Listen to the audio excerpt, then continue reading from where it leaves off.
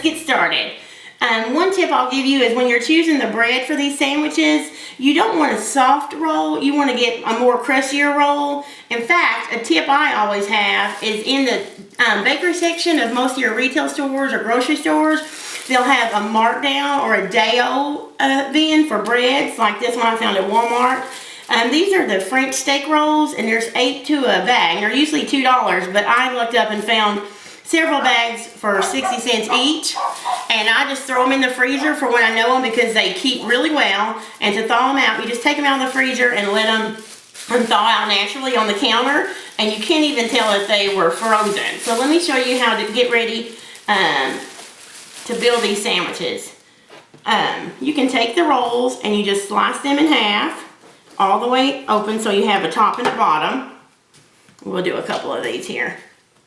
And if you don't find these rolls, you often can also find the French rolls or the French loaf bread on clearance, or even it's just $1 at the store most of the time anyway. If you can't find these rolls, do a large one. That'd be great. You can just slice it in half or in pieces to feed your crowd. Okay, so let's just work on these here. You're simply going to take your thin turkey or ham. In this case, I'm using ham. And you're going to put a couple of slices on each roll. Now, these rolls are a little bit thicker than some, so if you want to add a little bit more meat, you definitely can do that, because you don't want the bread and meat ratio to be way off. So let's go ahead and add 2 pieces each here. There's no exact science here, guys. And then I just add, today I'm adding a half a slice of American cheese. Now it's really good if you want to do like a Monterey Jack or a Swiss cheese that's really melty. Go ahead and use that. And if you have these bigger rolls, like I said, you can always add a whole slice of cheese. You don't want to be chintzy here. These are wonderful, and the more cheese the better. So we just close those. Let me show you. I've already got some started here. For this sandwich, since we are going to be adding a marinade later, I do like to line my pan so it's not quite as messy. So you can see I've already got some started here, and you just want to line these rolls up together. I like them to be close together so they're touching like this. And we're going to go ahead and fill this pan up. I have several to do today for a baby shower, but I'm going to go ahead and finish this pan up with the last 3 rolls, and then I'll show you how to make the marinade. We have all our sandwiches lined up on our tray and ready to go, our cookie sheet. We're going to start with the sauce, which my son Nathaniel is here. He is my sous chef today, and he's going to help us mix together the sauce, which we start with 2 sticks of butter. You can use margarine. I don't know why you would. Butter's so much better, but you definitely can if you'd like to. Then to this sauce, we're going to add 2 tablespoons of yellow mustard, or a spicy mustard if you prefer. Can you hand me that, Nathan? I'm going to add that to the sauce. Just 2 tablespoons. Okay. Then we're going to add a half a cup of Worcestershire sauce. Miss Nathan's giving to me now. Thank you.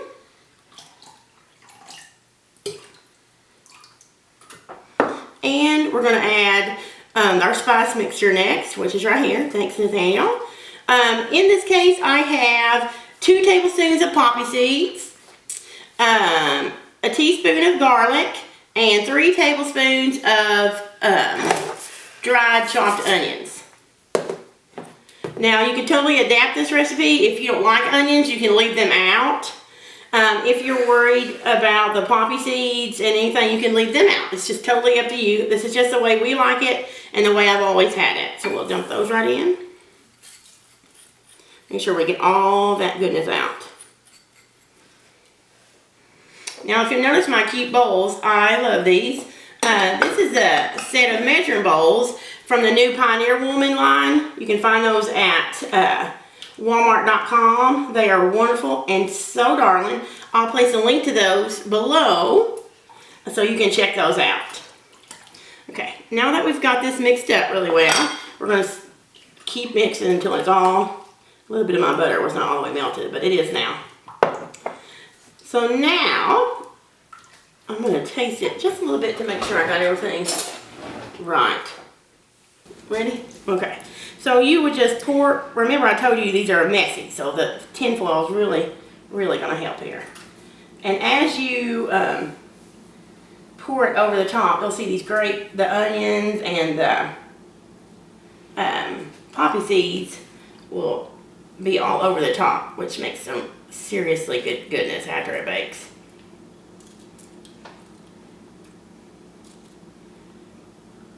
Okay, now I'm going to not pour all this marinade on here because I have another few sandwiches to do, but I do want to make sure all the sandwiches have some of the onions and stuff on there. So just make sure each one of your sandwiches, the tops are covered and have some of those lovely onions and poppy seeds. Like I said, if you don't like the onions, you can totally leave them off. It's not a game changer. Looks like I may use close to all this sauce, but that's fine. Now guys, the more marinade you put on them, just the tastier it'll get. But like I said, if you want to start tasting your marinade earlier, like right after you add the Worcestershire sauce, you can, and adjust it. You may want to add more seasoning or even a little kick, maybe cayenne pepper or something. That would be great too. I would suggest letting these, seriously, I'm going to go ahead and just use this. Why waste it, right? Like I said, the saucier it is, the yummier it is. I let these set a little while before I bake them because it just soaks into this crusty bread and makes an excellent, excellent sandwich. After you get everything sauced, you're going to put them in a preheating oven of 350 degrees for about 20 to 25 minutes. Just be careful that your bread doesn't get extremely hard. Sometimes I cover it with foil, but I don't like to lose the toppings. So most of the time I just slide it in there with no covering and watch it. So start out with about 18 to 20 minutes and go up from there.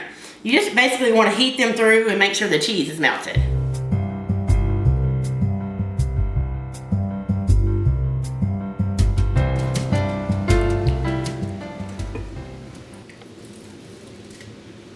They're out of the oven and we're just taking them off the cookie sheet and placing them on your serving tray. Just be careful because they are hot and ooey gooey, which is what makes them so divine.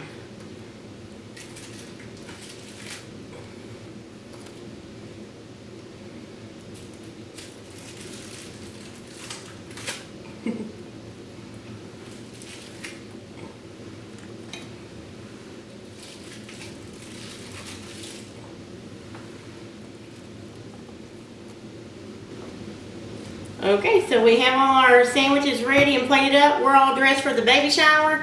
We're getting ready to go. But first, my sous chef, Nathaniel, who's almost 7, is going to try them out and see just how well he likes them. Go ahead, bud. Be careful, they're hot. What do you think? How many thumbs up do you give that? 500. 500 thumbs up. Woo! Sounds like a hit. Hope you guys come back and see more recipes here at My Table of 3.